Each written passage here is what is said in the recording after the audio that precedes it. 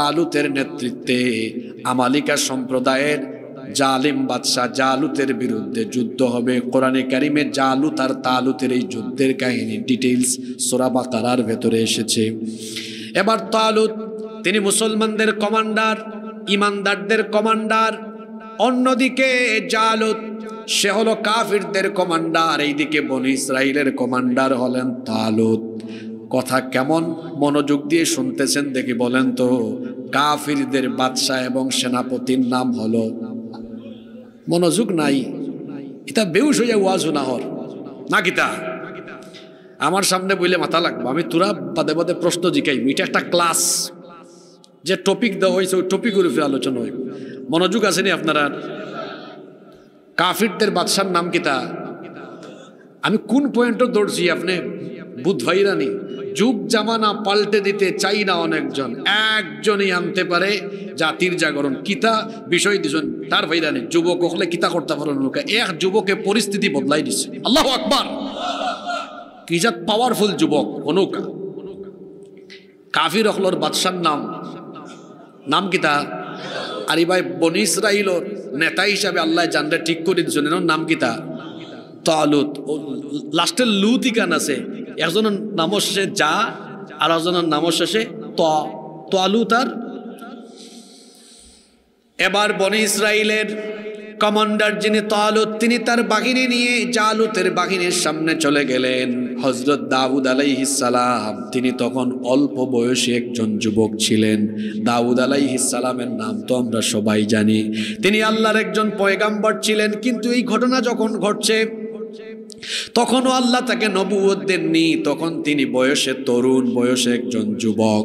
তিনি তালুতের বাহিনীতে একজন যোদ্ধা হিসাবে যোগদান করেছিলেন। এবার যুদ্ধে দুই বাহিনী মুখামুখি। জালুত এমন ভাবে যুদ্ধের মাঠে এসেছে, আপনারা খেয়াল করে শুনেন, তার মাথার মধ্যে লোহার হেলমেট, মাথার মধ্যে লোহার হেলমেট, আর পুরা শরীরে লৌহবর্ম পরিধান করা। আপনি তলোয়ার দিয়ে কুপাকুপির কোনো চান্স নাই, তীর মারারও কোনো চান্স নাই। মারতা কোন ভাই দেখো কাছেন সারাও তো প্যাকেট হরিয়াইছে। এখন জালুত সে এসে যুদ্ধের মাঠে হুঙ্কার দিচ্ছে। সেই যুগে যুদ্ধের নিয়ম ছিল, সম্মিলিত যুদ্ধের আগে যারা রণযোদ্ধা, যারা বড় যোদ্ধা, তারা সম্মুখ যুদ্ধে অবতীর্ণ হতো। মনে করেন দুই গ্রুপ যুদ্ধে অবতীর্ণ, দুই গ্রুপের বিখ্যাত যোদ্ধা দুইজন আগে লড়াই করবে, এরকম আগে হতো। জালুত বলল, তোমাদের মধ্যে এমন কে আছে যা আমার মোকাবেলায় দাঁড়াবে? কোনো বীর থাকলে পাঠাও। কেউ আর কথা বলে না, কারণ জালুত দেখতে খুব শক্তিশালী ছিল। এখন তালুত এইদিকে চিন্তা করছেন কারে পাঠানো যায়। অল্প বয়সী একজন, বয়সে তরুণ এবং যুবক, নাম হলো দাউদ আলাইহিস সালাম। তখনও তিনি নবী হন নাই, নবুয়ত দেওয়া হয় নাই। তিনি এসে বলতেছেন তালুতকে, কমান্ডারকে বলছেন, মাননীয় কমান্ডার আমাকে একটু চান্স দেন, সুযোগ দেন। তালুতে হইরা তোমার লাগান তিতকিরা বেটায় ইনো গিয়া কিতা করবায়। হে নইলা জালুত এই বাহিনীর কমান্ডার, হ্যাঁ বিরাট বড় যোদ্ধা, আর তোমার লাগান জোয়ান মানুষ, তুমি কিতাও করতে পারবায়, তোমার কি আর অভিজ্ঞতা আছে? মাঝখানো ঘটনা তুরা বাকি রয়েছে আল বিদায়া ওয়ান নিহায়ার ভিতরে, তাফসীর ইবনে কাসির এবং তাফসীরে তাবারির মাঝে আইছে। যখন দাউদ আলাইহিস সালাম যুদ্ধত আওয়াজ আসলা, ফতর মাঝে একটা ফাতর পাইছিল, একটা ফাতর, সেই পাথরে তখন হইল তার জবান আল্লাহ তখন কুলিয়া দিছেন, সুবহানাল্লাহ হোকা, যে আপনি আমারে নৌকা এই যুদ্ধত আমারও খাম লাগবো। অলান তিনটা ফাতর তিনি তিন জায়গা থেকে কালেক্ট করছেন, সুবহানাল্লাহ হোকা। এই তিনটা ফাতর তানোর বেগর ভিতরে হারাইছেন। তো হিবাই জালুতে যখন সিল্লার ডাকেন, খে আসো আও বা আমার সামনে, তালুতে খুচরা খারে ফাটানি যায়। এর মধ্যে দাউদ আলাইহিস সালাম মাননীয় কমান্ডার আমারে ফাটাউকা। তখন তালুতে কইরা তুমি গিয়া ইনো কিতা করবাই, তোমার থেকে আরো বীর যোদ্ধা লাগবো। তাই না কইরা আমি বীর যোদ্ধা না কিতা আগে ফাটাউকা? কই না তুমি ফাটায় নাই। দাউদ আলাইহিস সালাম কইরা আমি ফারমু কিনা ফাটায় দেখো কা, আমি কিজাত জিনিস আগে ফাটায় দেখো কা, তাইন ফাটাইতা নাই। আর দাউদ আলাইহিস সালামের নাসুর বান্দা না, আমিও লগ ছাড়তাম না, ফাটানিও লাগবে।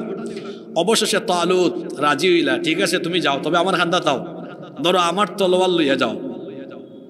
লৌহ বর্ম দিলা, তলোয়ার দিলা, দাউদ আলাইহিস সালামে কইলা তাল্লা খান কাফির রে মারবার লাগে আমার কিতা তলোয়ার লাগবে না কিতা সুবহানাল্লাহ কইতা নাই কি জাত সাহস চিন্তা করেন তালুতে কইলা তুমি কিলান মোকাবেলা করতাই তাইন কইলা আপনি দাঁড়ায় দাঁড়ায় দেখো আমি কিলান মোকাবেলা করি দাউদ আলাইহিস সালাম তো অত্যন্ত বিচক্ষণ আসলা তাইন দেখছেন যে তলোয়ার দিয়ে তারে কুনানো গেছে মারতাম সারা শরীরে লৌহ বর্ম মারার জায়গা আসেনি এমনকি মাথা আঘাত করারও জায়গা নেই কারণ লোহার হেলমেট ফোড়া তাইন তানোর পজিশন আগে থেকেও ঠিক করে রাখছেন দাউদ আলাইহিস সালাম পাথর নিক্ষেপ অত্যন্ত দক্ষ আসলা সুবহানাল্লাহ হোকা তো তাইনের লাগে আগে থেকে ফাত্তুর লইয়া হইছে তাইন জানন কিলান খাম করা লাগবে তাইন গেলা জালুতের সামনে জালুতে হইরা তুমি আমার লগে পারবাইনি তোমার লগে মোকাবেলা করার কোনো রুচিও আমার নাই তুমি যাও গিয়া তোমার তান বাহিনী থেকে আরো বড় বীর কোনো যোদ্ধা ফাটাও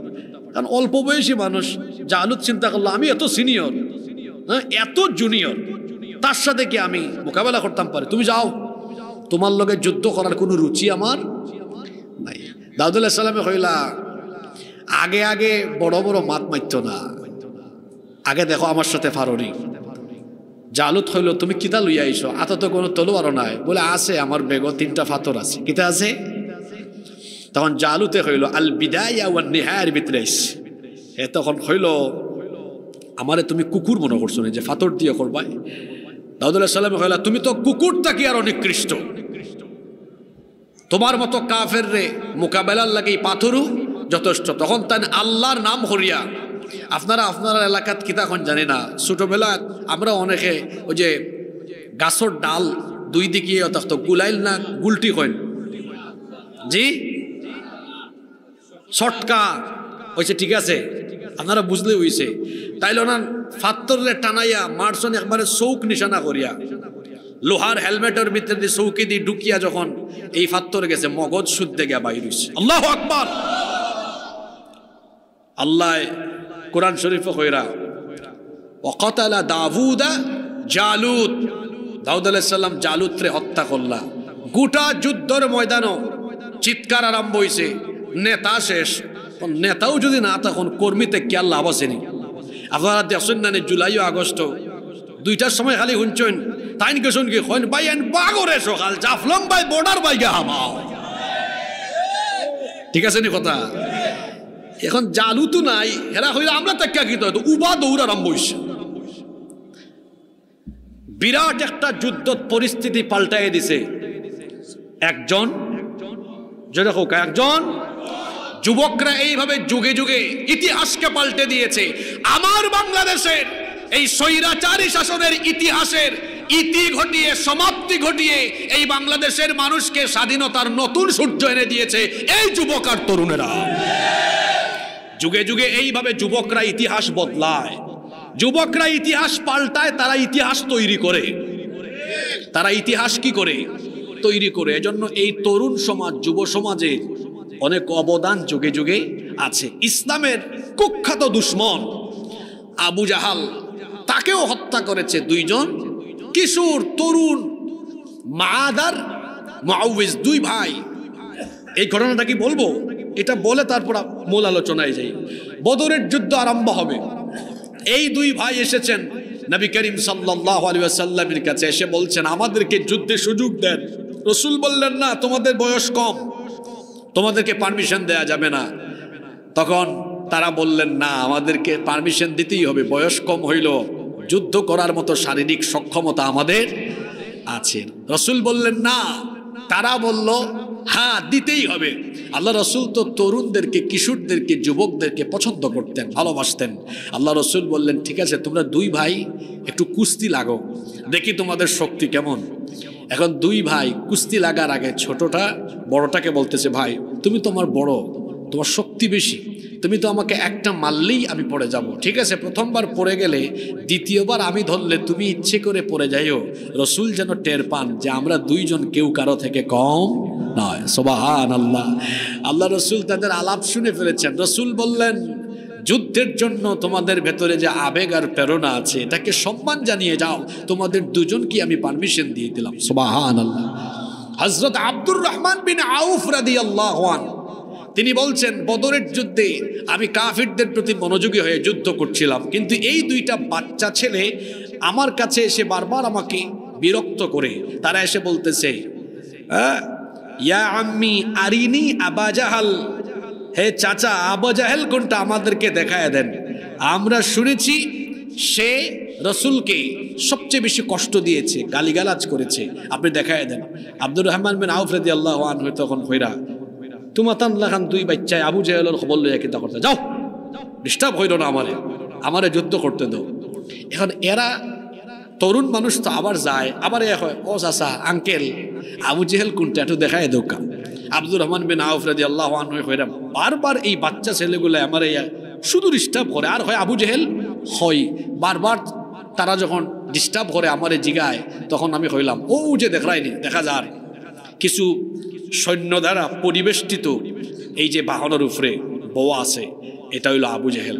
আব্দুর রহমান বিন আউফ রাদিয়াল্লাহু আনহু কইরা আমি দেখানি মাত্র নজর করে দেখলাম এই দুই ভাই আল্লাহু আকবারের তাকবীর দেয়া এতগুলা সৈন্যর ভেতর দিয়া তারার মূল টার্গেট আবু জেহেলের কাছে পৌঁছাইলো। আর হযরত মাআজে গিয়াও আবু জেহেলের শরীরটাকে তান ফারে আলাদা হইয়া দিছে, হাঁটুর মাঝে তলোয়ার দিয়ে আঘাত করে আবু জেহেলের পারে দুই টুকরা করে দিছে। আল্লাহু আকবার। আবু জেহেলের ছেলে ইকরিমা বিন আবু জেহেল, ইকরিমা তখনও ইমানদার না, সে তখন এসে হযরতে মুআজের একটা হাতের মধ্যে আঘাত করেছে, একটা হাত কেটে গিয়ে লটকে আছে। এখন এক হাত দিয়ে তরবারি চালান, আরেক হাত ঝুলে আছে, কষ্ট হয়। তখন তিনি তার ঝুলে থাকা হাতকে পায়ের নিচে চেপে রেখে আরেক হাত দিয়ে নিজের হাতটাকেই ছিঁড়ে ফেললেন। তারপরে দুই ভাই মিলে পরবর্তীতে তার ভাই মুআউযিদ এসে আবু জাহালকে হত্যা করলেন। যুবকদের অবদান ইসলামে কম নয়, এরা ইতিহাস বদলায়। যারা বদরের যুদ্ধে অংশগ্রহণ করেছিল সেই কাফেরদের মধ্যে আবু জেহেল সবচেয়ে বেশি চিৎকার চেঁচামেচি করে কথা বলেছিল, তার গলার আওয়াজকে বন্ধ করে দিয়েছে এই দুই তরুণ, দুই যুবক। এভাবে যুগে যুগে অনেক জালিমের গলার আওয়াজ বন্ধ করেছে, অনেক জালিমের টুটি চেপে ধরেছে যুবকেরা। আপনারা দেখেন নাই জুলাই আগস্টে আমার দেশের জালিমদের মুখও চেপে ধরেছে এই যুবক আর তরুণেরা। যুগে যুগে যুবকরা ইতিহাস তৈরি করে, ইতিহাস বদলায়, তারা সভ্যতার কারিগর হিসাবে আবির্ভূত হয়।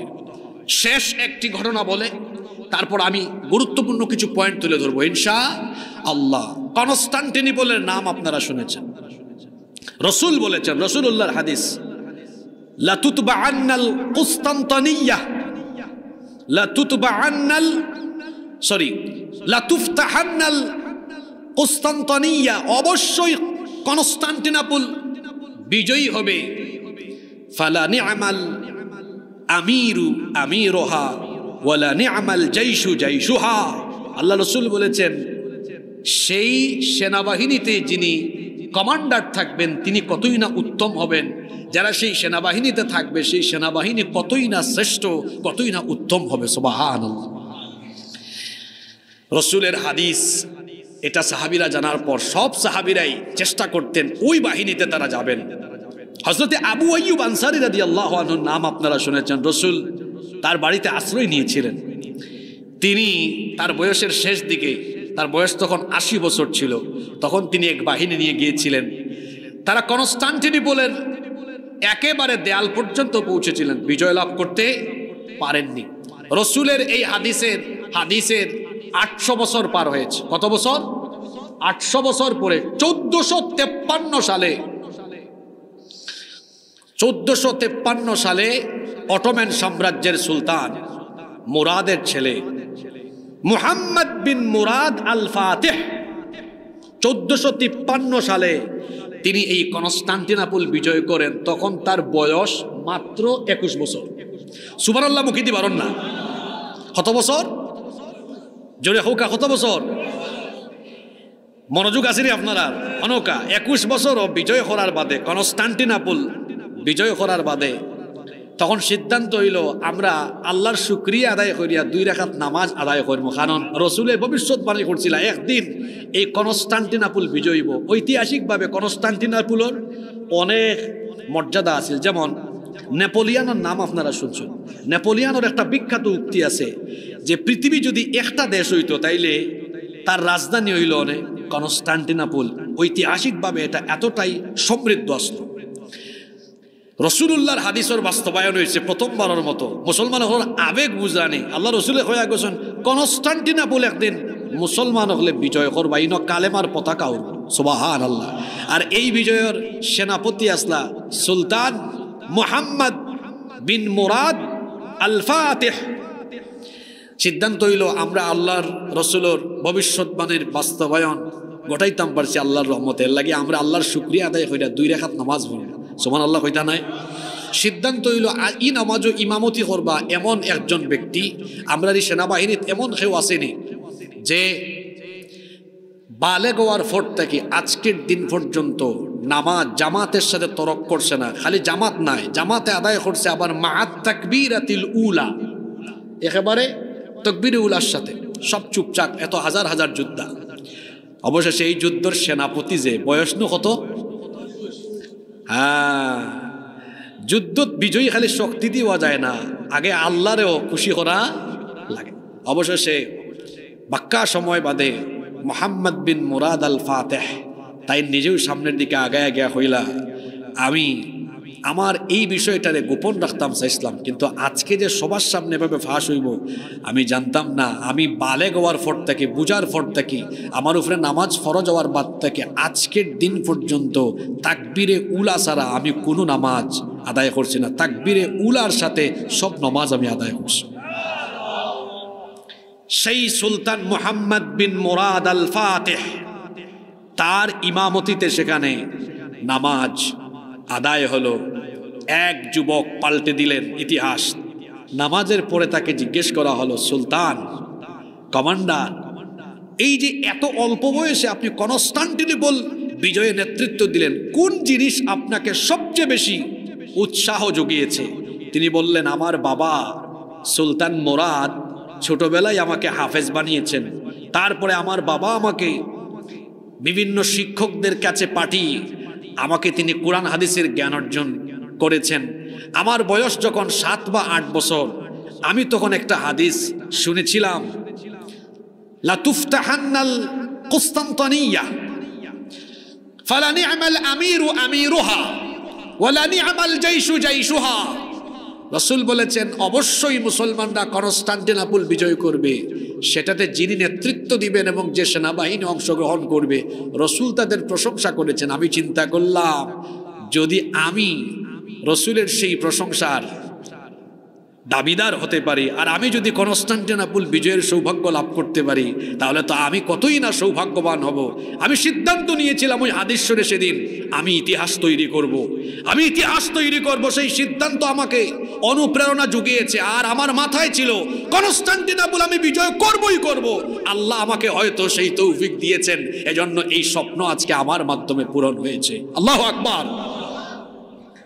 কে জানে, এখানেও হয়তো বিয়ানীবাজারের এমন কিছু তরুণ যুবক বসে থাকতে পারে যারা আগামী দিনে পৃথিবীর নেতৃত্ব দিবে। এই যুবক কনস্টান্টিনোপল বিজয় করেছেন এমনি এমনি না, তিনি তার আমল আখলাক দিয়ে আল্লাহ তাআলার এতটা প্রিয় ভাজন হয়েছিলেন যে আল্লাহ তাআলাই তাকে এই যোগ্যতা দান করেছেন। আপনারা একটু আগে ঘটনা শুনলেন, ইনি সেই মহান এক বীর যার এক ওয়াক্ত নামাজ কাজা হওয়া তো দূরের কথা, তাকবীরে উলাও ছুটে নাই। সুবহানাল্লাহ পড়বেন না? তাহলে বোঝা গেল সব যুবক ইতিহাস তৈরি করতে পারে না। সেই সকল যুবকরাই ইতিহাস তৈরি করে যে যুবকেরা আল্লাহ তাআলার প্রিয় হতে পারে। সুবহানাল্লাহ। তাহলে ইতিহাস বদলাতে হলে, সভ্যতা গড়তে হলে, একটি আদর্শ সমাজ বা রাষ্ট্র গঠন করতে হলে একজন যুবককে আগে তৈরি হতে হবে। আর তৈরি হবে সে কিভাবে? আল্লাহর দ্বীনের আলোকে সে তার নিজেকে গঠন করতে হবে। আল্লামা ইমাম কুরতুবী রহমতুল্লাহ আলাইহি বড় চমৎকার একটা কথা বলেছেন। তিনি বলেছেন, যৌবনকাল হলো কচু পানি পড়লে টলমল টলমল করে, এটা যে দেখে মনে হয় যে কোনো সময় এই টলমল টলমল করা পানি পড়ে যেতে পারে। কচু পাতার পানি যেমন যে কোনো মুহূর্তে পড়ে যাওয়ার সম্ভাবনা থাকে, ঠিক তেমনি যৌবনকাল মানুষের হায়াতের, মানুষের জীবনের এমন এক রিস্কি মুমেন্ট, চারপাশে শয়তানি ফাঁদ, শয়তানি ষড়যন্ত্র, চরিত্র বিধ্বংসী উপাদান, মোবাইল, ইন্টারনেট চারপাশে আছে। এই যৌবনকালেও যুবক যদি অসচেতন হয় তাহলে সে এই যৌবনকালেই পথ হারিয়ে বিপদে নিমজ্জিত হয়ে ধ্বংসের রাস্তা করে নিক্ষেপ হয়ে যেতে পারে। Youth is called the golden season of human life. যৌবনকালকে মানুষের জীবনের স্বর্ণালী সময় বলা হয়। এটা হলো জীবনের শ্রেষ্ঠ সময়। যৌবনকালে মানুষের শরীরে শক্তি কম থাকে না বেশি থাকে? এটা জীবনের শ্রেষ্ঠ সময়। এই সময়ে কেউ যদি তার নিজের ক্যারিয়ার, তার নিজের সব কিছুর দিকে ভালোভাবে খেয়াল রাখে, সচেতন থাকে, তাহলে তিনি একজন আদর্শবান মানুষ হিসাবে গড়ে উঠতে পারেন, যিনি সমাজ সভ্যতার কারিগর হিসাবেও আবির্ভূত হতে পারেন। এজন্য রাসূল বলেছেন, এই যৌবনকালের ভালোভাবে কদর করো। যেহেতু যৌবনকাল হলো মানুষের জীবনের, মানুষের হায়াতের সবচাইতে দামি দৌলত, জীবনের শ্রেষ্ঠ সময়।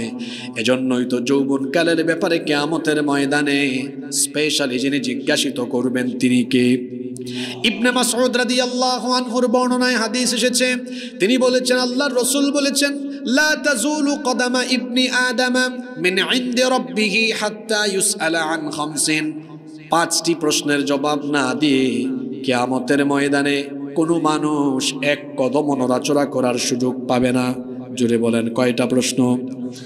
এই 5টা প্রশ্নের জবাব না দিয়ে আল্লাহর কোনো বান্দা এক কদম নড়াচড়া করতে পারবে না।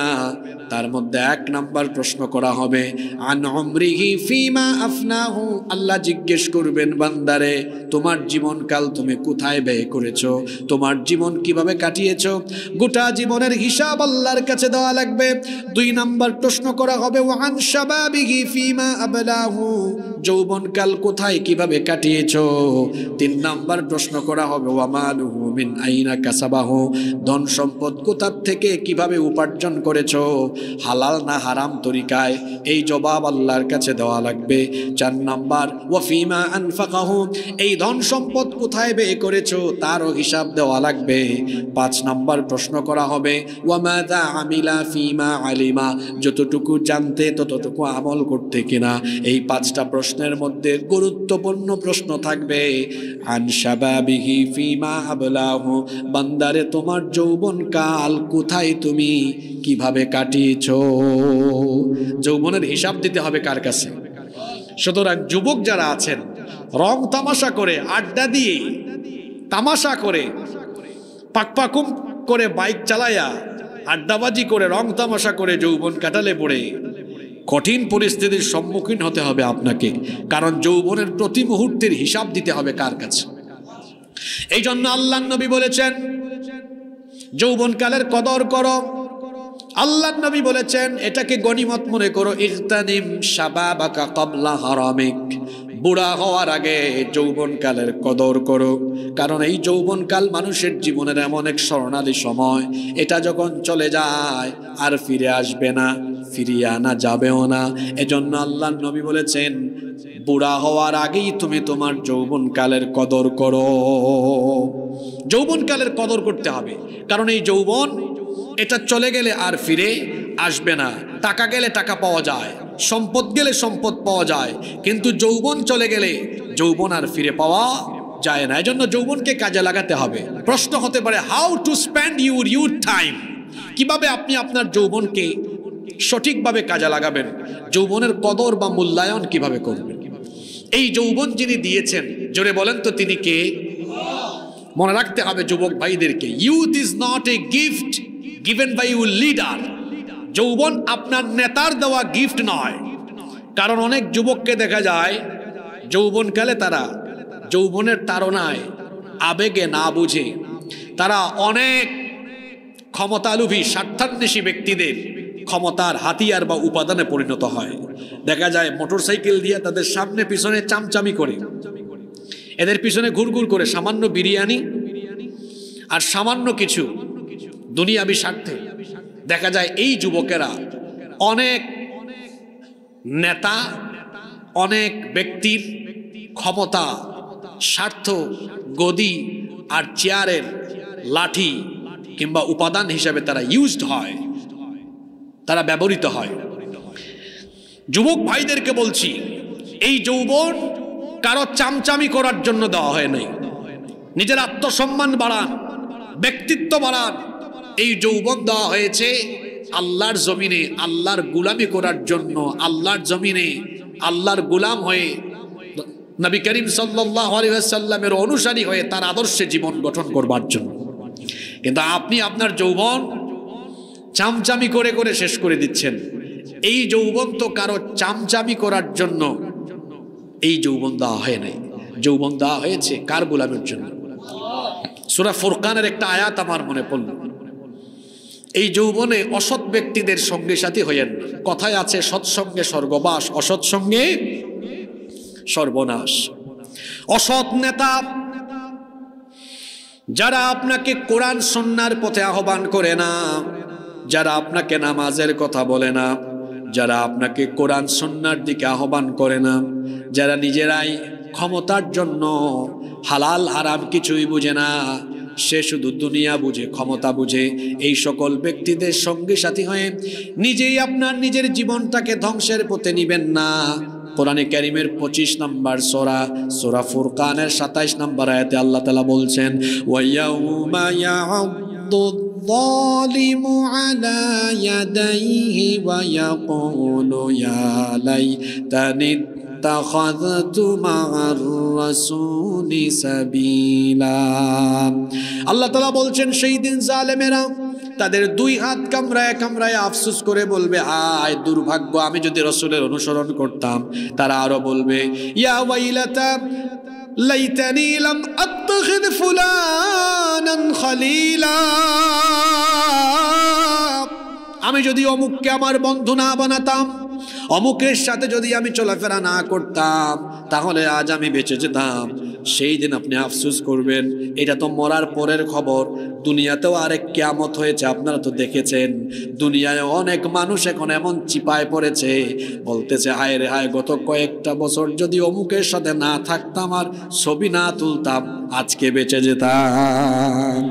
ওখানে আরম্ভ হয়েছে না অপারেশন ডেভিল হান্ট, শুনছেন না আপনারা?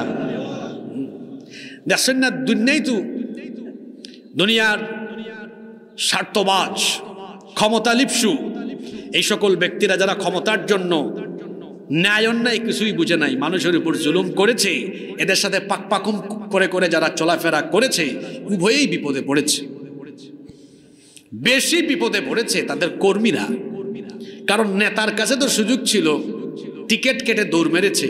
কিন্তু প্রতি এলাকায় কিছু পাতি নেতা থাকে না, এদেরকে আমি বলি এলাকার সামসা। এখান তোরা সিলেটি ভাষায় হইলাই, তুমি যে এত সামসামি করো, তোমার লাগান সামসার তো সিলেট উসমানী এয়ারপোর্টও গিয়া উড়াল দেওয়ার কোনো সামর্থ্যও নাই, উসমানী এয়ারপোর্ট পর্যন্ত যাওয়ার বাড়ার পয়সাও নাই। তোমার নেতাই তোমার তুইয়া গেছে গিয়া ফেলাইয়া। তো দুনিয়ায় তো কিয়ামতর হালকা কিছু চিত্র দেখা গেছে যে নেতায় কর্মীরে চিনে না, হয় আগে আমার নিজর জান বাসা।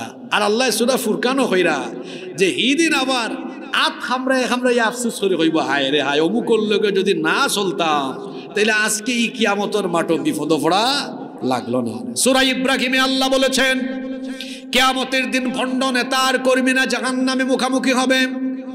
কর্মীরা তাদের নেতাদেরকে আটকায় দিবে, নেতাদেরকে আটকায় দেয়া বলবে। আল্লাহ তাআলা বলছেন, ফাকালা الضعفاء للذين استكبروا إنا كنا لكم تبعا فهل أنتم مغنون عنا من عذاب الله من شيء।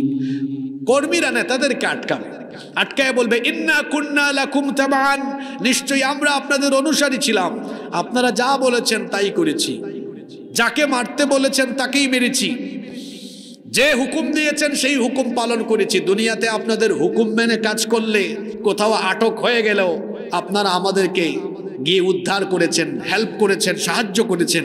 কিন্তু এখন তো আমরা কিয়ামতে কঠিন পরিস্থিতির সম্মুখীন হতে যাচ্ছি, জাহান্নামে আমরা শাস্তি ভোগ করার পর্যায়ে চলে এসেছি। আজকে আপনাদের কাছে আমাদের প্রশ্ন হলো, ফাহাল আনতুম মুগনুনা আন্না মিন আযাবিল্লাহি মিন শাই, আজকে আল্লাহর আযাব থেকে আমাদেরকে বাঁচানোর জন্য আপনি কিছু করতে পারবেন নাকি? নেতারা তখন বলবে, নেতাদের একটা খাসলত আছে, মাইক পাইলে মাইক ছাড়ে না। এখন আমরা আছি আরো বিপদ, এখন নাই সবসময় বিপদ। অনেকে দেখবা মাহফিলও আইয়া আইরে হায় মাইক পাইলে মাইক আর ছাড়েন না, হুজুর বইয়া তুইয়া বক্তৃতা আরম্ভ হয়। তো আসলে আমি এরারে কই ব্যাকল রাজনীতিবিদ হল, আপনার বুট যদি থাকে 10,000 কমিয়া যাবে 2,000 লাগবে, কারণ মানুষে দেখে এই মানুষটার ভিতরে কমন সেন্স নাই। আপনি তো কৌশল করি সবসময় বক্তৃতা করিয়া বুট বাড়াইল যায় না, মাঝে মাঝে কৌশল করিও বুট বাড়াইল যায়। আপনি ইয়া কইতা বলেন আমিও শ্রোতা হল লাগান ওয়াজ হলাতাইছি, বক্তৃতা করবার লাগে আইছি না, বক্তৃতা না দিয়া বই রুকা, বুট থাকলে 10,000 বাড়িয়ে হয়ে যাব 15,000। কিন্তু না, হাই বাপরে বাপ, মাইক ফাইলে মাইক ছাড়ার কোনো কিতা নাই, শিডিউল গুড়ি যান। প্রত্যেক মাহফিলের একটা শিডিউল থাকে না নেই, এখন তাইন মাইক ফাইলছেন মানে শিডিউল শেষ, ইলান আছে না নাই? আচ্ছা, যখন কর্মীরা বলবেন আপনি কি আমাদেরকে আজ জাহান্নাম থেকে আল্লাহর আযাব থেকে বাঁচানোর জন্য কিছু করতে পারবেন, নেতারা বক্তব্য শুরু করবে। সেখানে কি বলবে? আল্লাহ বলছেন তখন তারা বলবে ক্বালু লাউ হাদানাল্লাহু লাহাদাইনাকুম। তারা কইবা আমরা দোষ দিও না রে বাপ, লাউ হাদানাল্লাহু লাহাদাইনাকুম, যদি আল্লাহ আমরারে হেদায়েত দিতা তে তোমরারও আমরা হেদায়েতের হতে ডাকলাম মনে। কর্মীরা বলবে এটা কোনো কথা হলো নাকি? উভয় পক্ষ যখন বাদানুবাদে লিপ্ত হবে তখন নেতারা তাদের কর্মীদের উদ্দেশ্যে বলবে সাওয়াউন আলাইনা আজাজি'না আম সাবারনা মা লানা মিন মাহিস। আমাদের কর্মীরা আজকে চিৎকার চেঁচামেচি লাফালাফি বিশৃঙ্খলা করো না, কারণ আজকে আমরা এমন জায়গায় এসেছি এখানে যতই চিল্লা চিল্লি আর লাফালাফি করো না কেন, আজকে তোমাদের অবস্থা আর আমাদের অবস্থা সাওয়া, সমান সমান। আজকে দয়গুরু নেতাও কর্মীও আযাব হইব কিতা সমান সমান। তারা উঠে হইব আমরা এটা মানি না, আমরা এটা। আল্লাহ বলবেন কি ব্যাপার তোমরা আবার কি মানো না? কর্মীরা তখন বলবে আল্লাহ আমাদের নেতারা বলছে জাহান্নামে নাকি তাদের আর আমাদের আযাব সমান সমান হবে, আমরা এটা মানি না। আল্লাহ বলবেন তাহলে তোমরা কি চাও? কর্মীরা এবার তাদের নেতাদের ব্যাপারে আল্লাহর কাছে নেতাদের বিরুদ্ধে 2টা দাবি তুলে ধরবে। জোরে বলেন কয়টা? তারা বলবে আল্লাহ আমাদের নেতাদের বিরুদ্ধে আপনার কাছে আমাদের দাবি হলো 2টা। আল্লাহ বলবেন বলো। 1 নম্বরে তারা বলবে আল্লাহ আমাদের এই নেতাদেরকে আমাদের সামনে এনে দাও, দুনিয়াতে তারা খুব আরাম আয়েশ করেছে, আমরা চামচার মতো ব্যবহার হয়েছি, কোনো সভা সমাবেশে গেলে তারা চেয়ার দখল করেছে, আমরা পিছনে সামনে ডানে বামে দাঁড়িয়ে থেকেছি, সারা জীবন এই লোকটা এভাবে আমাদেরকে ব্যবহার করেছে, আজকে তাকে আমরা একটু ব্যবহার করি। আল্লাহ বলবেন কি করতে চাও? তখন তারা বলবে আল্লাহ একটু সামনে এনে দেন, যদি আমাদের সামনে এনে দেন নাজআলহুমা তাহতা আকদামিনা লিয়াকুনা মিনাল আসফালিন, আমরা তাদেরকে আমাদের পায়ের তলায় ফেলে পদদলিত করব, এভাবে তাদেরকে আমরা বেইজ্জত করব। এটা তাদের 1 নম্বর দাবি। 2 নম্বর তারা বলবে রব্বানা ইন্না আতানা সাদাতানা ওয়া কুবারানা ফাআদাল্লুনা সাবিলা। হে আল্লাহ, হে আমাদের রব, আমরা আমাদের এই সকল নেতাদের অনুসরণ করেছি, তাদের আনুগত্য করেছি, আর এরা আমাদেরকে পথভ্রষ্ট করেছে, গোমরাহ করেছে। আজকে আপনার কাছে আমাদের চাওয়া হলো রব্বানা আতিহিম দিআফাইনি মিনাল আযাবি ওয়াল আনহুম লা'নান কাবীরা। তারা খর আযাব বলে সমান সমান। আল্লাহ আপনার কাছে দাবি হইল রব্বানা আতিহিম, হে আমাদের রব ইতারে দেউকা দিআফাইনি মিনাল আযাব, আমরার আযাবর ডবল আযাব। নেতা তোমার নেতাগিরি ছুটবই দিন, নেতারে খেতা বানানি। এই যে এইগুলা শুনলা, বাড়িত গিয়া কুরআন শরীফ উল্টাইয়া আবার নিজে কুরআনের ফাতা মেলাইয়া দেখবা যে হুজুরে যে হইলা ইতা হাসানা মিসা। যে সূরা ফুরকানের আয়াতগুলাও দেখবা, সূরা ইব্রাহিমের আয়াতগুলাও দেখবা। দেখার বাদে, চোখ দিয়া দেখার বাদে, মাথাত কথাগুলা হামানির বাদেও যদি আপনি ওটা বেনামাজি, এর মধ্যে কুরআন নাই হাদিস নাই, এমন দল এমন ব্যক্তির সাথে আপনি যদি উঠা বেশা করেন, তে আমি আপনারে কইমু ইটা ওয়াজ কোন মাথা থামাইলো আপনার মগজ শয়তানে পেশাব করছে, এর লাগে ই বালা কথাগুলো আপনার মগজ গিয়ে হামাইলেও থাকছে না। এখন আমরা দেশও কিছু মানুষ বারইছ ওয়াজও কোনো দলের নামও হয় না, তারা নিজে ইটা কথা তারার গার উপরে জোর করে টান্না নেয়, আছে না নি? আমি এখন নাম হয়েছি নি, আমি হয়েছি যেন কোরআন নাই হাদিস নাই ইনো আপনার যাওয়ার কোনো দরকার। যেখানে কোরআন নাই হাদিস নাই সেখানে মুসলমানের যাওয়ার কোনো দরকার নাই। আপনি যদি বলেন হুজুর আপনি মনে হয় আমার দলকে বলেছেন, তো বলছি আপনার দলে কোরআন হাদিস নাই কেন? আপনার দলে কোরআন হাদিস থাকলে মানুষ আপনার দলের সাথে থাকবে, আপনার দলে কোরআন হাদিস না থাকলে মুসলমান আপনার দলকে বয়কট করবে। আমার যুবক ভাইদেরকে আমি বলছি খবরদার, এইভাবে আপনাদের যৌবন তথাকথিত ব্যক্তিদের কাছে আপনারা আপনাদের যৌবনকে বন্ধক রাখবেন না, তাকে ব্যবহার করার সুযোগ দিবেন না। আগেই বলেছি যৌবনের কদর করতে হবে, রাসূল বলেছেন যৌবনের কদর করো। এখন আপনার প্রশ্ন হলো যৌবনের কদর করব কেমনে?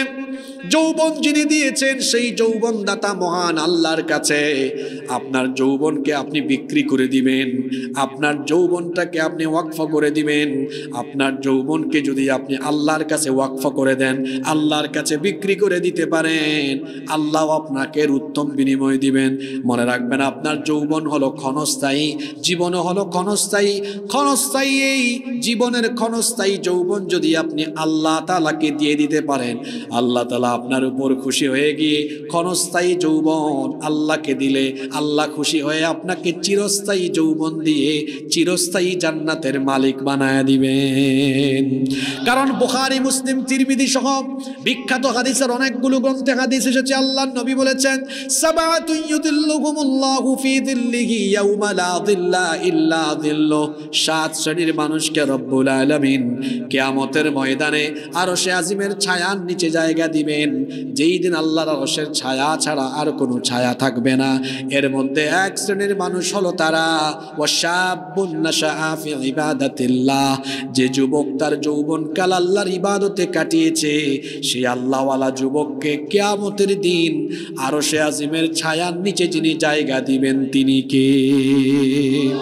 এজন্য এই যৌবন আল্লাহর দ্বীনের পথে পরিচালিত করতে হবে। আল্লাহর দ্বীনের পথে এই যৌবন আপনি পরিচালিত করলে বলে আপনি আল্লাহর প্রিয় বান্দায় পরিণত হয়ে যাবেন। আর এই ধরনের যুবকদেরকে দিয়ে ইতিহাস বদলানো যায়, সভ্যতা তৈরি করা যায়। যেমনি ভাবে ইতিহাস বদলে দিয়ে নতুন সভ্যতা বিনির্মাণ করেছেন কনস্টান্টিনোপল বিজয়ী সেই সুলতান মুহাম্মদ বিন মুরাদ আল ফাতিহ, যিনি তাকে এমন ভাবে তৈরি করেছেন বালেগ হওয়ার পর থেকে তিনি এক ওয়াক্ত নামাজ জামাত তরক করেন নাই, তাকবীরে উলা তরক করেন নাই, যার কারণে মাত্র 21 বছর বয়সে কনস্টান্টিনোপল বিজয় করার সৌভাগ্য তিনি লাভ করেছেন। আল্লাহু আকবার।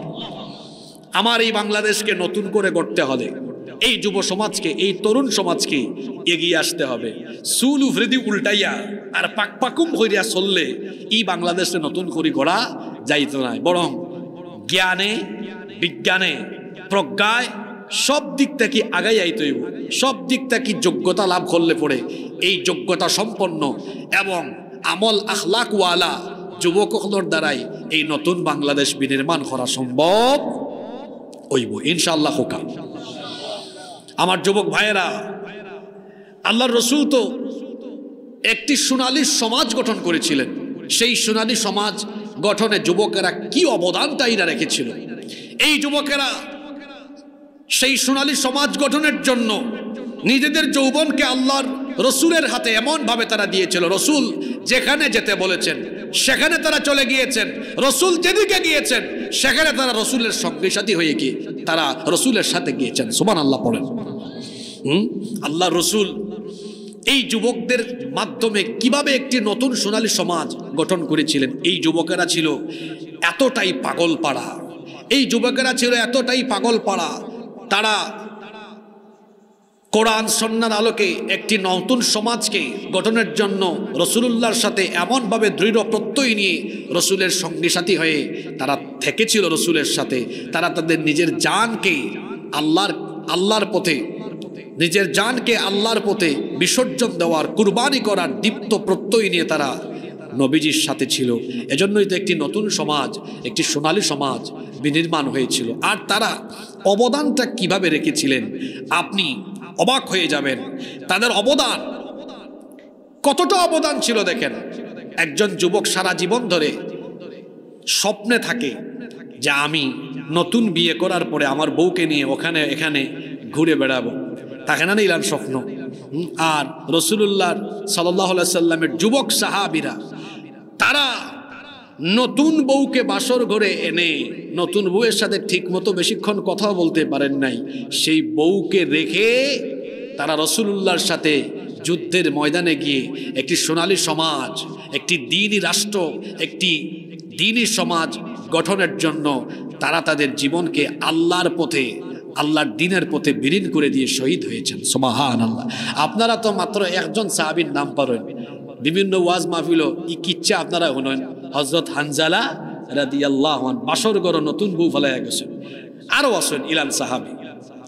আমরা যুবক হল তো এমন, লন্ডন যদি দেখে ইয়া বিয়া করে, আগেও হয় আমি বিয়া করিয়া 1-2 মাস গড় থাকবো, কোনোবা যাইতাম না, কোনো ডিউটি করতাম না। চাকরি করলে আগেও হইব বস আমারে কিন্তু 2 মাস ছুটি দেওয়া লাগে, নতুন বিয়া করলাম। মানে মানুষের বুঝার আগেও যে নতুন বিয়া করেন না জানি কিতে হইব। হায় রে হায়। মুতার যুদ্ধর 3 জন সেনাপতির একজন আব্দুল্লাহ বিন রাওয়াহা বাসর গড় নতুন বউ তুইয়া গিয়ে শহীদ হয়েছে। আরেকজন সাহাবীর কাহিনী আমরা অনেকেই জানি না, হযরতে জুলাইবিব রাদিয়াল্লাহু আনহু।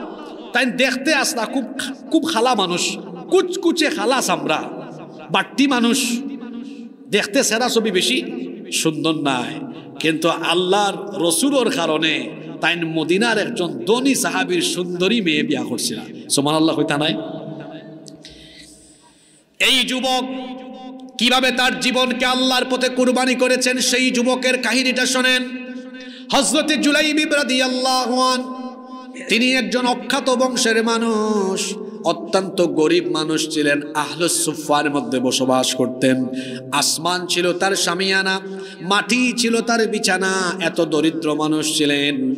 তিনি খাবার দাবার নিয়মিত পেতেন না। কেউ কোনো খাবার দিলে সেটা খেতেন, কখনো খাবার নসিবে না জুটলে কোনো মানুষ খাবার খেয়ে উচ্ছিষ্ট ফেলে দিলে সেটা কি তিনি তার খাবার হিসাবে গ্রহণ করতেন। পানি পান করার কোনো পাত্র তার কাছে ছিল না। 2 হাতের অঞ্জলি ভরে কুয়া থেকে তিনি পানি পান করতেন, এতটা দরিদ্র মানুষ তিনি ছিলেন। আল্লাহর রসুল একদিন মসজিদে নববীতে কিছু সাহাবীদেরকে নিয়ে বসে আছেন। এমন সময় হযরতে জুলাইবিব রাদিয়াল্লাহু আনহু আল্লাহর নবীর পাশ দিয়ে যাচ্ছেন। নবীজি সাহাবীদেরকে বললেন, ওই যে হেঁটে যায়, তোমরা কি তাকে চিনো নাকি? সাহাবীরা অখ্যাত বংশের মানুষ হওয়ায় তাকে চিনতে পারলেন না, বললেন না তাকে তো আমরা চিনি না। কিন্তু নবীজি তো এমন এক মহামানব ছিলেন, দেখেন নেতৃত্বের গুণাবলী কেমন থাকা লাগে। সর্বনিম্ন পর্যায়ের একজন কর্মীরও খোঁজ নেতার কাছে থাকতে হয়। আল্লাহর নবী এমন এক মহামানব ছিলেন। তিনি তখন বললেন, শোনো, তোমরা তাকে না চিনলেও কি হবে, আমি কিন্তু তাকে চিনি। সে হলো আমার প্রিয় সাহাবী জুলাইবিব। সুবহানাল্লাহ। আল্লাহর রাসূল তাকে ডাক দিলেন, তাকে লক্ষ্য করে বললেন, ইয়া জুলাইবিব, হে জুলাইবিব, আলা তাতাজাওয়াজ, তুমি কি বিয়ে করবে না?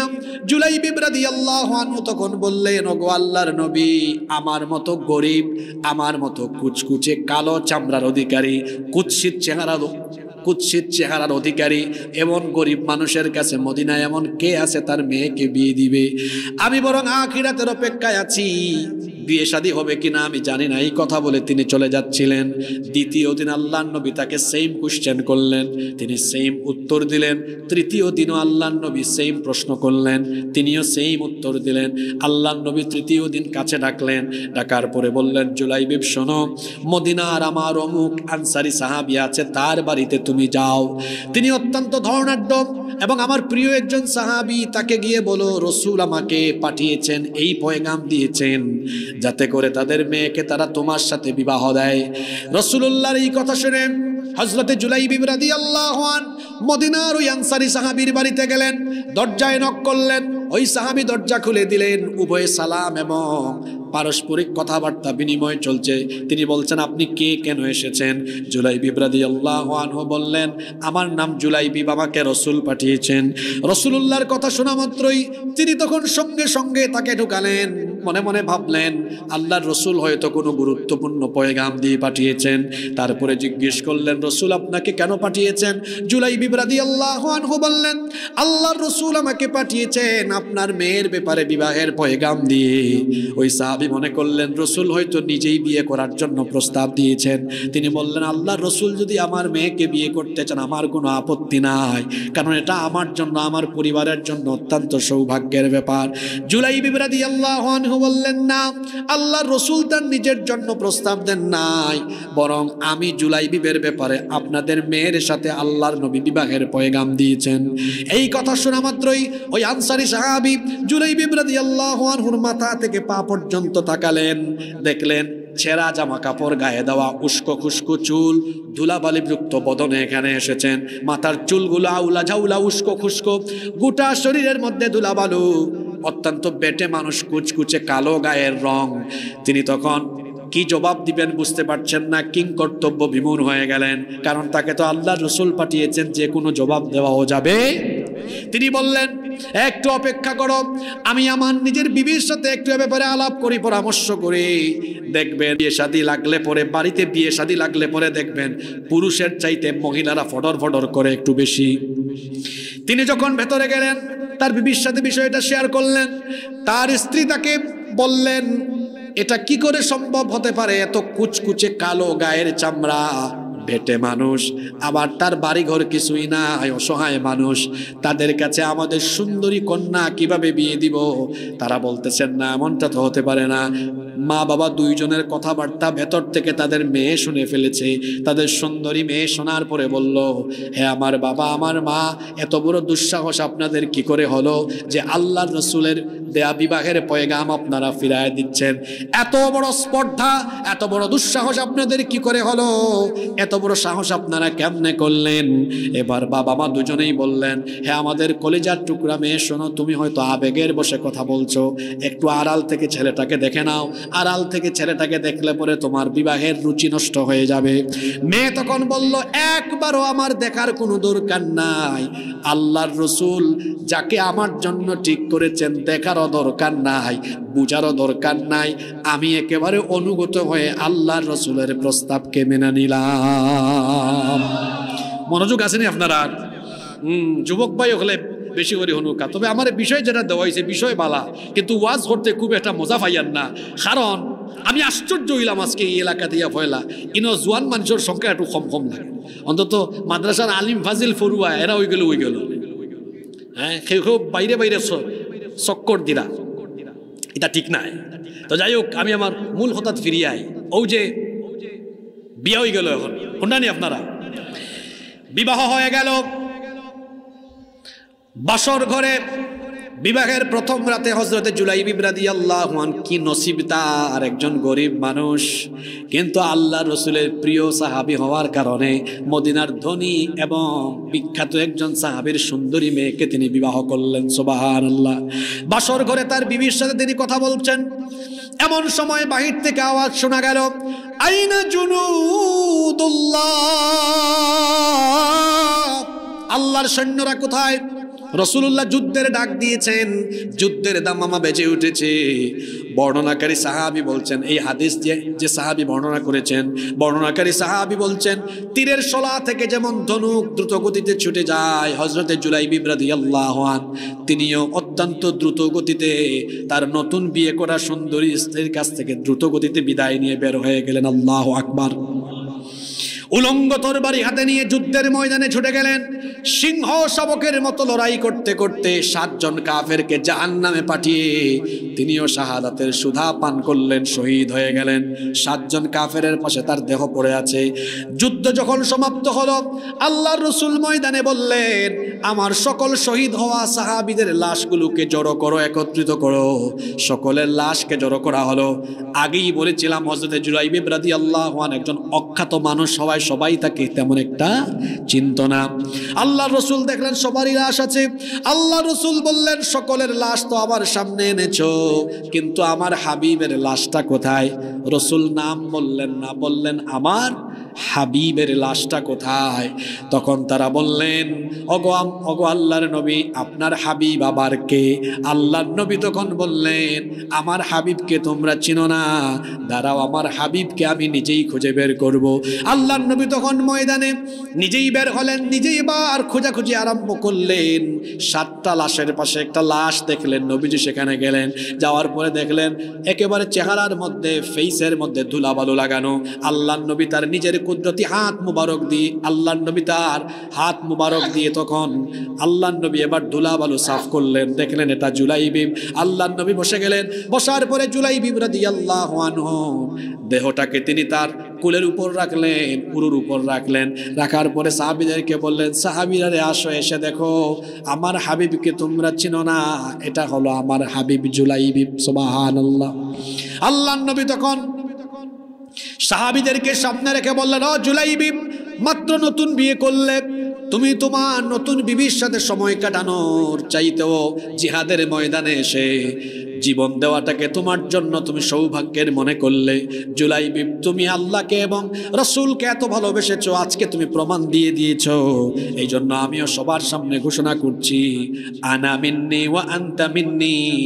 যিনি কত সুন্দর কথা বললেন, জুলাইবিব রে, আমি তোমার, তুমি আমার। সুবহানাল্লাহ। আল্লাহ রাসূল সঙ্গে সঙ্গে জুলাইবিব রাদিয়াল্লাহু আনহুর চেহারাটাকে ঘুরায় দিলেন। সাহাবীরা বললেন, ওগো আল্লাহ রাসূল, আপনি তার চেহারা ঘুরায় দিলেন কেন? রাসূল বললেন, তার শাহাদাতে আল্লাহ এত খুশি হয়েছেন, নতুন বিয়ে করে তার বিবির সাথে সময় পাস করার এই সুযোগটাও হয় নাই, তার শাহাদাতে আল্লাহ এত খুশি হয়েছেন, তার এই লাশকে রিসিভ করার জন্য জান্নাতি হুরেরা ঝাঁকে ঝাঁকে এগিয়ে আসতেছে। আমার জুলাইবিব তো খুব লজ্জাশীল, আত্মসম্মানওয়ালা, সে লজ্জা পাবে, এই জন্য আমি তার লাশটাকে ঘুরাই দিয়েছি। সুবহানাল্লাহ। ও আমার বিয়ানীবাজারের তরুণ যুবক ভাইয়েরা, হযরতে জুলাইবিব রাদিয়াল্লাহু আনহুর মতো হতে হবে। আমি আমার দেশকে রাসূলের আদর্শে এবং আল্লাহর দেওয়া এই বিধানের আলোকে গঠন করার জন্য নিজের রক্ত, নিজের জীবনকে আল্লাহর পথে কুরবানি দেওয়ার মন মানসিকতা নিয়ে আমরা এখান থেকে উঠবো ইনশাআল্লাহ। যুগে যুগে তরুণ আর যুবকরাই তো ইতিহাস পাল্টিয়েছে, চিত্র বদলায় দিয়েছে। বদরের কাহিনী আপনারা জানেন। আর একটা ঘটনা মনে পড়লো, ঘটনাটা বলবো। এটা মুসলিম শরীফের হাদিস। আল্লাহর রাসূল বদরের যুদ্ধে সাহাবীদেরকে নিয়ে এসেছেন, বুখারীতেও এই অংশটুকু এসেছে। আল্লাহর রাসূল খুব চিন্তায়, খুব পেরেশানিতে, আহারে ইসলামের প্রথম যুদ্ধ এটা, আবার সংখ্যাও কম, 313, আর কাফিরের সংখ্যা কত? 1000। আবার যুদ্ধের ময়দানে মুখামুখি কারা? এরা কিন্তু আবার নিজেদের ব্লাডের মানুষ, নিজেদের ব্লাডের মানুষ।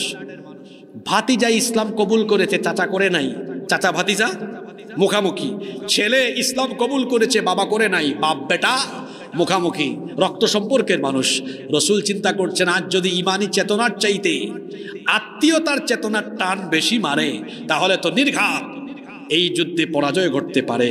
আল্লাহ রাসূল পেরেশানিতে পড়ে গেলেন। হযরতে মিকদাদ বিন আমর রাদিয়াল্লাহু আনহু বিষয়টা বুঝতে পারলেন। এটা বুখারীতে এই অংশটুকু এসেছে। ফাকামাল মিকদাদ বিন আমর রাদিয়াল্লাহু আনহু, তিনি দাঁড়িয়ে বললেন, আল্লাহর রাসূল, আপনি টেনশন করছেন, আমরা বুঝতে পেরেছি।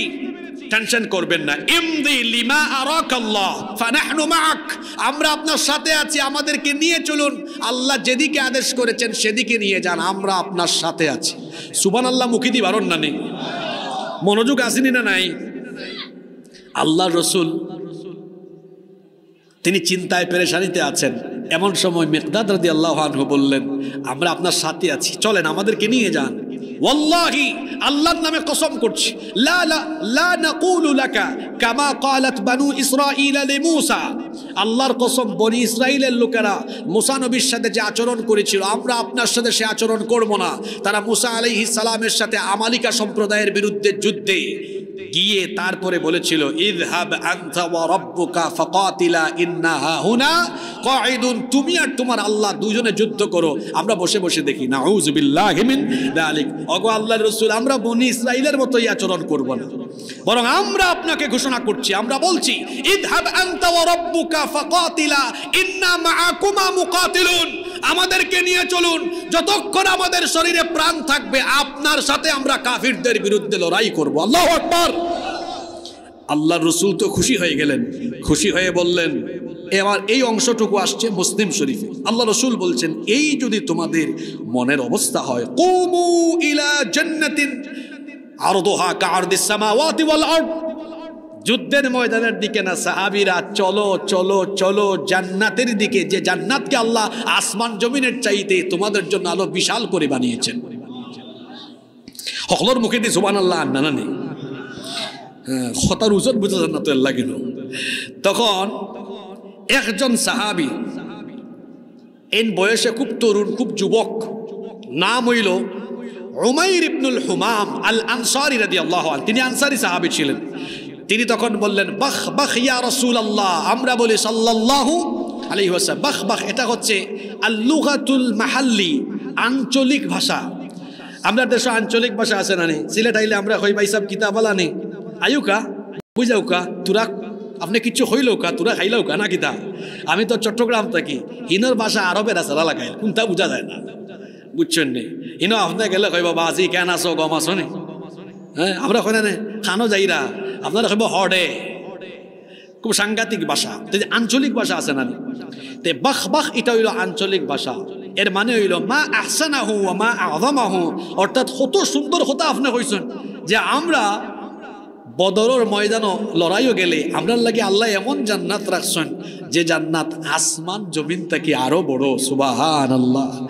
এই সাহাবী কইলা এত সুন্দর কথা শুনছি। ওয়া কানা ইয়াকুলুত তামার, তাই খেজুর খাওয়াত আসলা, কিতা খাওয়াত আসলা, তাই খেজুর খাওয়াত আসলা। আল্লাহ রাসূলের এই কথা শুনে খেজুরের প্যাকেট এভাবে ছুঁড়ে মারলেন, ফেলে দিলেন। তারপরে বললেন, লা ইন আনা হুইয়িতু আন আকুলা তামারাতি হাদিহি ইন্নাহা লাহায়াতুন তাওয়িলা, আপনার জবান থেকে এই কথা শোনার পরেও আমি যদি খেজুর খাই জান্নাতে যেতে আমার লেট হয়ে যাবে। উলঙ্গ তরবারি হাতে নিয়ে ময়দানে ঝাঁপিয়ে পড়লেন। অনেক কাফিরকে জাহান্নামে পাঠিয়ে এই যুবক সাহাবীও শহীদ হয়ে গেলেন। যখন বদরি সাহাবীদের লাশকে একত্রিত করা হয়েছে, রাসূল এই লাশ যখন দেখলেন, সাহাবীরা বললেন, ওগো আল্লাহর রাসূল, তাকে চিনেছেন? ওই খেজুর হাত থেকে ফেলে দেওয়া সাহাবী। রাসূল বললেন, তোমরা সাক্ষ্য থেকো, সাক্ষী থাকো, ইন্নাহু মিন আহলিহা, নিশ্চয়ই সে, আমার এই সাহাবী, আল্লাহর ওয়াদা করা সেই জান্নাতের মালিক হবে। সুবহানাল্লাহ। এইভাবে করে যুবকেরা ইতিহাস পাল্টে দিয়েছে, সভ্যতা বিনির্মাণ করেছে। আমার এই বাংলাদেশকে কোরআন সুন্নাহর আলোকে, রাসূলের আদর্শে এই বাংলাদেশকে একটি কল্যাণমুখী রাষ্ট্র হিসাবে গঠন করবার জন্য রাসূলের সেই বদরি উমাইর ইবনুল হুমাম আল আনসারী সাহাবী, ওই জুলাইব রাদিয়াল্লাহু আনহুর মতো, হযরত আব্দুল্লাহ বিন রাওয়াহা রাদিয়াল্লাহু আনহুর মতো, হানজালা রাদিয়াল্লাহু আনহুর মতো এগিয়ে আসতে হবে। তবে এর আগে ওই যে মুহাম্মদ বিন মুরাদ আল ফাতিহ, তার মতো নিজেকে গঠন করতে হবে। কিচ্ছাইটা মনে আসেল নি, কিতা মনে রাখছেন? হোক আছেন মুহাম্মদ বিন মুরাদ আল ফাতিহ, কনস্টান্টিনোপল বিজয় করছিল। কত বছর বয়স? জোরে হোক, কত বছর বয়স? এন্ড কোয়ালিটি হয়েছিলাম নমাজ না, খালি খাজান, খালি নমাজ পড়ছেন তা নাই, জমাতে পড়ছেন তাও নাই। আমরাও তো জমাতে পড়ি, মাঝে মাঝে তাকবীরে উলা যাই কি, এই না আবার কিতা নমাজ জমাতে পড়ছেন, আবার তাকবীরে উলা মিস হইছে না। সুবহানাল্লাহ কইতা নাই? তাইলে আমরা এই বিয়ানীবাজারে যত তরুণ যুবক ভাই এনেছি, আমরা আগে নিজেরে গঠন করার লাগি আগে 5 ওয়াক্ত নমাজি হওয়া লাগবো কি লাগতো না? যদি হোক লাগবো কি লাগতো না? হ্যাঁ, অনেকে ইসলামী আন্দোলনও করেন, অনেক যুবক ভাই ওগুলা শুন না। হ্যাঁ, মাস শেষে বোঝা যায় বৈঠকও নানি, বোঝা যায় নানি জমাত ছুটি যায়। হ্যাঁ, আমি বাংলাদেশ বিনির্মাণ আদর্শ চরিত্রবান নাগরিক হিসাবে আমারে গড়িয়া তুলবো, আমার জামাত খেনে খাজা হইব। এক ওয়াক্ত জামাত যেন আমরা খাজা না হয়, সেইভাবে করি আমরা আপনার নিজের জীবনটা গঠন করব ইনশাআল্লাহ। নামাজ, নামাজ ছাড়া তো আদর্শবান মুমিন হওয়া যায় না। এখানে আমার উস্তাদুল্লাহ আলেম ওলামা অকল বউ আছেন, তারা সাক্ষ্য রাখিয়া কইরা, যারা নমাজ পড়ে না এরা কাফির, যারা নমাজ পড়ে না এরা কিতা কাফির। আপনি আরো বড় বড় হুজুর হলের কাছে যান, বা আজকে মুফতি কাজী ইব্রাহিম হুজুর আইরা জিকাইবা, প্রশ্ন লিখা দিবা যে বেনামাজি কিতা, উত্তর পাইবা। বাইনাল আবদি ওয়া বাইনাল কুফরি তারকুস সালাহ, আল্লাহর বান্দা আর কাফিরের মাঝে পার্থক্য হইল কিতা ছাড়ি দেওয়া, নামাজ ছাড়ি দেওয়া, এর লাগে নামাজ ছাড়া যেত না। শয়তান কোন সময় বেজার হয়, কোন সময় খুশি হয়, কোন সময় আসে আর কোন সময় খান্দে। একটা হাদিস আছে মনে পড়লো আমার, যখন কোনো ব্যক্তি আল্লাহরে সেজদা দেয় তখন এই সাজদার দৃশ্য দেখা ইআতাজালা শাইতানু ফায়াবকি, হাদিস হইছে শয়তান তখন এটা দেখিয়া এই ব্যক্তির কাছ থেকে দূরে যায়, ফায়াবকি অতঃপর কান্না করে। তার মানে আমরা নামাজও গেলে ইবলিসে আসে না খান্দে, আর আমরা নামাজও না গেলে ইবলিসে। ওকে, নাও টেক ইউর ডিসিশন। এখন আপনি আপনার সিদ্ধান্ত লইলেও কা আপনারা নামাজের টাইমে ইবলিসে আসাইবা না খান্দাইবা। যারা একেবারে চুপচাপ বই রয়েছেন সুফি সাহেব হল্লা খান, হ্যাঁ শয়তানের কাছ থেকে আপনারা কিতা খেলাফতি লইলা না কিতা মুখি দি মাত পারো না কেন? তে নামাজের টাইমে আমরা ইবলিসে আসাইব না খান্দাইব? আরো জোরে খোকা খান্দা দইলে নমাজ ছাড়বা না আদায় করবা? কই না হুজুর আমি তো নামাজ পড়ি, শুক্রবারের নামাজি। আসেন না এরা কিছু মানুষ না, ওয়াল্লাযীনা হুম আলা সালাওয়াতিহিম ইউহাফিজুন, সফল কাম মুমিন হলোর কোয়ালিটি আল্লাহ কইছেন তারা সকল নামাজ হেফাজত করে, এক ওয়াক্তর নামাজও খাজা করে না। আর জাহান্নামী বেনামাজির কথা আল্লাহ সূরা মাউনও কইছেন, ফাওয়াইলুল লিল মুসাল্লিন আল্লাযীনা হুম আন সালাতিহিম সাহুন। তাফসীর করবা ইয়া এতর ব্যাখ্যা দিয়েছে ফাওয়াইলুল লিল মুসাল্লিন, ধ্বংস নামাজি হল। নামাজি হল আবার ধ্বংস হয়নি, কোন নামাজি হল এখানে আবার কথাটারে আলগাইয়া হওয়া হয়েছে, আল্লাযীনা হুম আন সালাতিহিম সাহুন, যারা নামাজের ব্যাপারে অবহেলা প্রদর্শন করে, গাফেল উদাসীনতা দেখায়, কিছু পড়ে কিছু পড়ে না। আমাদের দেশে বহুত মানুষ আছে ইতার নামর লগে খামর কোনো মিল, তার বাপে তার নাম রাখছিল ফজর আলী, ঘুম থেকে উঠে 10টার সময়, ফজরের নামাজ পড়ে না। তার নাম জোহর আলী, জোহরের নামাজও যায় না। তার নাম হইল রমজান আলী, রমজান মাসও গাঞ্জা টানে। নাম হইল কুরবান আলী, সামর্থ্য আছে কিফটা বেটা কুরবানিও দেয় না। ইলান অনেক মানুষ আছে না নামার লগে খামর কোনো মিল নাই। যার মাঝে নামাজ নাই তার মাঝে ইমানও নাই। এক বেটায় আমার কইরা হুজুর খে হয়েছে ইমান নাই, তা কিতা ওয়াজ করে না আপনি, আপনি আমার নাম জানেন, আমার আব্বাই আমার নাম রাখছেন ইমান আলী, তা আমার ইমান যায় কিলা? অনেক মানুষের নাম আছে না ইমান আলী, ইমান আলী, কিন্তু দেখা যায় সারাদিন করে বেঈমানি, নামাজ নাই, দিন মানে না, সারাদিন খালি বেঈমানি কাম করে। এই ব্যক্তির নামে ইমান আলী হইল, খাজে করবে সে হইল আস্ত একটা বেঈমান আলী। সুতরাং আমি আমার যুবক ভাইদেরকে বলছি নিজেকে সেভাবে গঠন করতে হবে। আমি বারবার আজকে মুহাম্মদ বিন মুরাদ আল ফাতিহের কথা এই জন্য বলেছি, যারা ইতিহাস পাল্টায়, যারা সভ্যতা তৈরি করে, এরা নিজেরা ওই কোয়ালিটি অর্জন করে। এজন্য যুবক ভাইদেরকে বলছি আমরা আদর্শ সমাজ গঠনের জন্য আগে নিজেকে একজন আদর্শ যুবক বানাতে হবে। আদর্শ যুবক কেমনে বানাবো? আমি আদর্শবান হব, আগে নামাজ থাকবে। আর দ্বিতীয় আর একটা কথা কই, আমার যুবক ভাই হল আদর্শবান হইতে হইলে এই যুগ বহুত বড় চ্যালেঞ্জ আছে। এখন আমরা চরিত্র নষ্ট করার লাগে সবচেয়ে বড় উপাদান হইল চরিত্র বিধ্বংসী আকর্ষণীয় চমৎকার উপাদান আপনার হাতে হাতে আছে। এটার নাম কিতা? মোবাইল। এটার নাম কিতা? একবারে টাটকা হাসা কথা হইল এই 24 ঘন্টার মাঝে বর্তমান ইয়াং জেনারেশনের ফুয়াইন 13-14 ঘন্টা মোবাইল লইয়া ফুরি থাকুন। ঠিক আছে না কথা? ও বিয়ানি বাজার কামিল মাদ্রাসাত আলিম ফাজিলে ফরেন ক্লাসও আইয়াও মোবাইল গুতায়, হুজুরে কইরা এই মোবাইল বন্ধ করো। হে তারপরেও সিফা ভাই হামাইয়া আলগস ব্রেঞ্চন নিচে দিয়ে হয় বন্ধু দেখি দেনে আমার ফেসবুকও কেউ লাইক দিলানি, সবাই লাইক হিসাব করেন, কমেন্ট দেখেন, এলাকান আছে না নাই? মোবাইল ব্যবহার করতে আমি নিষেধ করলাম না, কিন্তু কোনো অতিরিক্ত কোনো জিনিসের অতিরিক্ত করা বালা। আমার ভাই হলরে হইলাম 13-14 ঘন্টা মোবাইল না চালাইয়া আধা ঘন্টা 40 মিনিট সর্বোচ্চ 1 ঘন্টা চালাও, বাকি টাইম পড়াশোনা করো, আজান হইলে নমাজও যাও। রাত 3টা-4টা পর্যন্ত তারা মোবাইলও তাহাজ্জুদ করে। একটার চেহারা দেখছেন, দেখলে মায়া লাগে। বয়স হয়েছে 18-19 বছর, গাল ভাঙ্গিয়া আড্ডির সিফার ভিতরে আমাই গেছে, সারা চেহারার মাঝে বিসি উঠে গেছে। দিনের বেলা আটে এমন ভাবে জিমাইল মুরগির লাখান লাগাও ফুরি যাব। এই জোয়ান বয়স তার এই পরিস্থিতি হইল কেন? সারাটা রাত কিংবা রাত 3টা-4টা পর্যন্ত মোবাইল আর ইন্টারনেটের অপব্যবহার করিয়া হ্যাঁ তার যৌবন কালরে বিভিন্ন সিফা সাফাত নষ্ট করে। এর কারণে এই পরিস্থিতি। আমার যুবক ভাই এখন কইলাম মোবাইল আর ইন্টারনেটের অপব্যবহার থাকি নিজের সেফ রাখো কা, নামাজে উকা, রাত্রে তাহাজ্জুদ আদায় করো কা, নিজের আদর্শবান আগে বানাও কা। আদর্শবান যুবকরা আদর্শ সমাজ গঠন করতে পারবো ইনশাআল্লাহ। আদর্শের সমাজ গঠনে এই যুবকরাই যদি এগিয়ে আসে একটা সমাজ বদলে যাবে ইনশাআল্লাহ। আমরা দেখেছি জুলাই আগস্টে আমাদের এই ছাত্র তরুণ যুবকদের কন্ট্রিবিউশন আমরা দেখেছি। শহীদ আবু সাইদ, শহীদ মুগ্ধের মতো আরো হাজার হাজার শহীদেরা, ছাত্ররা, তরুণেরা, যুবকেরা তাদের জীবন দিয়েছেন। তবে আমরা যাদের ত্যাগের কারণে এই বাংলাদেশ পেয়েছি, আমরা সেই সকল ছাত্র, তরুণ, যুবক যাদেরকে হত্যা করা হয়েছে, সেই হত্যাকারীদের আমরা বিচার চাই। আমরা তাদের বিচার চাই কি চাই না? বাংলাদেশে যারা বিভিন্ন রাজনৈতিক দল করেন, আপনাদেরকে বলবো, আপনারা নির্বাচন চান, নির্বাচনের কথা বলেন, ভালো কথা, আমরাও চাই, কিন্তু এই দেশের সংস্কার বা নির্বাচন এটা হবে পরে। খুনিদের খুনের বিচার করতে হবে আগে। হাজার হাজার মা বোনকে যারা, হাজার হাজার মা বাবার বুক যারা খালি করেছে, সেই সন্তানরা, এরা তো যুবক ছিল বেশিরভাগ, এই যুবকদেরকে যারা নির্মমভাবে হত্যা করেছে, আমরা তাদের বিচার চাই। আমরা তাদের কি চাই? বিচার চাই। সম্মানিত ভাইয়েরা, আমরা আদর্শ সমাজ গঠনে যুব সমাজের ভূমিকা নিয়ে দীর্ঘ সময় ব্যাপী কথা বলেছি। আজকের এই আলোচনা থেকে আমরা যে কয়েকটি বিষয় জানতে পারলাম, তার মধ্যে উল্লেখযোগ্য, আসসালামু আলাইকুম, নারায়ে তাকবীর।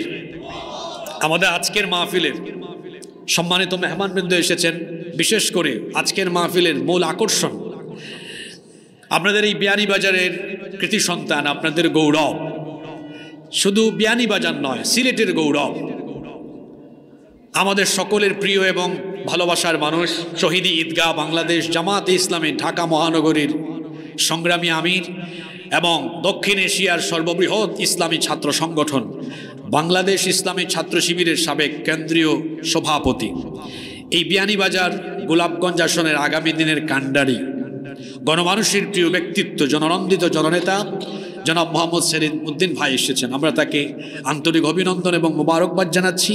তার